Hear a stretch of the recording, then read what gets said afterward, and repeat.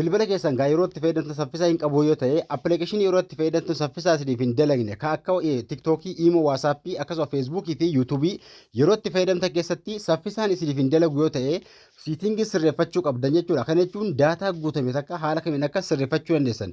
Daataan ni guutama yeroo daataa fayyadamtanu akkasuma yeroo immoo fakkeenyaaf waayifaa fayyadamtanu keessatti yoo daataan kun fuulii ta'e yookaan guutame appiin sun saffisaa isiniif hin dalagu jechuudha. Yoo tiktookii fayyadamaa jiraattan baay'inaan guyyaa irraa tiktookii fayyadamaa yoo ooltanii appilikeeshinii tiktookii sun yeroo guyyaa keessa saffisaa isiniif hin dalagu jechuudha. Yuutuubii yoo baay'inaan fayyadamtan yuutuubiin sunis daataan ni guutama.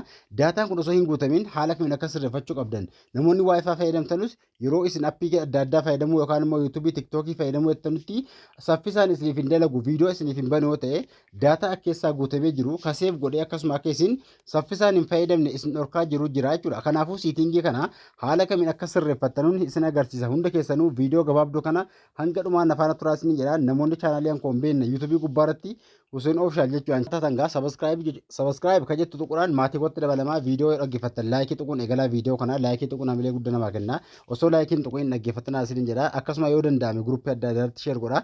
Daataan gaa tiktookii ta'e, waasappii ta'e, feesbuukii ta'e gaa kan inni isiniif ta'e, iimoo ta'e, tiktook, yuutuubii ta'e daataa guutame sirreessuudhaaf bilbila keessa irraa akka inni saffisaan isin dalagu isin gargaara jechuudha. Appiin sun yoo siitingii kana sirreeffattan. Daataa guutame kana sirreessuudhaaf siitingii bilbilarra eega seentanii bakka awwaalarra connection bakka jedhu kana yeroo takkanii tuqxu jechuudha. Connection eega tuqxanii asirratti daataa usage jedhee bakka irra tuqaa jiru kana isinii baasa. Daataa usage kana tuquudhaan gaa asirratti daataan guutamuu kan isin adda baafattan. Tokkoffaa daataa seefiin kun yoo oonii ta'e daataa isinii qusata jechuudha. Garuu asirratti appilikeeshinii isin fayyadamtanu saffisaan isiniif hin dalagu jechuudha. Kanaafuu oof gootu jechuudha. Baakgiraawundii irratti daataa seef godha. Garuu appilikeeshinii isin itti fayyadamtan immoo saffisaan isiniif hin hojjetu jechuudha. Kanaafuu ofirraa cuftu jechuudha. Kabira asirratti gaa osoo asirraan bahin mobaayil daataa usijji kan jedhu kun mobaayil daataa usijji bakka jedhu tuquudhaan gara keessaa yoo seentan appilikeeshinii baay'inaan guyyaarraa itti fayyadamaa ooltan asirraa qabdanii argattu jechuudha.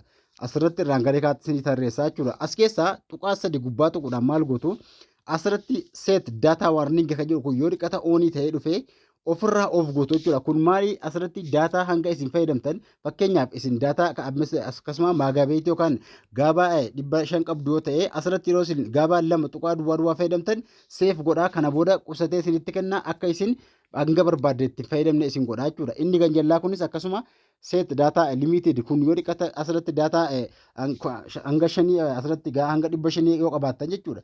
Yeroo isin dhaxxanii hanga 500 geessanii daataa seef godhaa saffisaan akka isin itti fayyadamne isin godhaa jechuudha. Kanaafuu kaalachiin ofirraa of gootu jechuudha. Daataa ka dhaabbataa qabaattanus ka torbii qabaattanus asirratti set daataa waarningiin kun gabaabumatti appilikeeshinii yeroo isin baay'inaan fayyadamtan appii sana deebisanii yeroo isin irra seentanii akka isin saffisaan appilikeeshinii sana hin fayyadamne isin godhaa jechuudha. Kanaafuu ofirraa cuftu jechuudha. Sim kaardii lama qabaattan haala kanaan isinii baasa.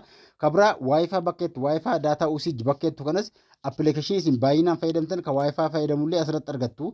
Kanaafuu asirratti suma hammaatiin tokkuma maaliif saffisaan akka isin hin fayyadamne isin godha jechuudha. Kanaafuu biiliing daataa saayikilii kana tuquudhaan kana lammeen kana gaa set daataa waarningii set daataa limited kan jedhu kun ka ji'aa fi ka torbii yoo qabaattan intan daataa bitattanii yoo illee waayifaa fayyadamaa jiraattan kun yoo oonii ta'e gabaabumatti yeroo isin appii feesbuukii baay'inaan fayyadamtanii sana booda yeroo isin lammata deebitanii feesbuukii galgala irra seentan akka isin saffisaan feesbuukii sana hin laalle viidiyoo tiktookiidhaa feesbuukii saffisaan hin fayyadamne isin godhaa jechuudha. Sababaawwatti kun daataan kun yoo asirratti yaxxanii oof hin godhin saffisaan akka isin appilikeeshinii sana hin fayyadamne isin godhaa jechuudha. Kanaafuu appii tiktookii yoo baay'inaan fayyadamtanii isin jalaa dhaabbatee isin dalaguu didee appilikeeshinii tiktookii sana maal gootu ni qulqulleessitu clear change gootanii appii sana abdeetii gootu jechuudha. Yeroo isin abdeetii gootanitti appilikeeshiniin sun saffisaan isin hojjetaa jechuudha. Sana booda saffisaan akka isin itti fayyadamtanu isin gargaara jechuudha.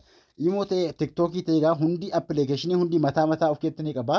Akka isin saffisaan hin fayyadamne isin jalaa godha jechuudha. Keessan ni jira akkasuma iimoo keessan ni jira. Kanaafuu isin hundaa haala kanaan akka sirreeffattan akka isin haala barbaaddanii itti fayyadamuu dandeessanuuf daataa seefiingi kana yoo dhiqata oon ta'e isin dhufe ofirraa of gootu jechuudha.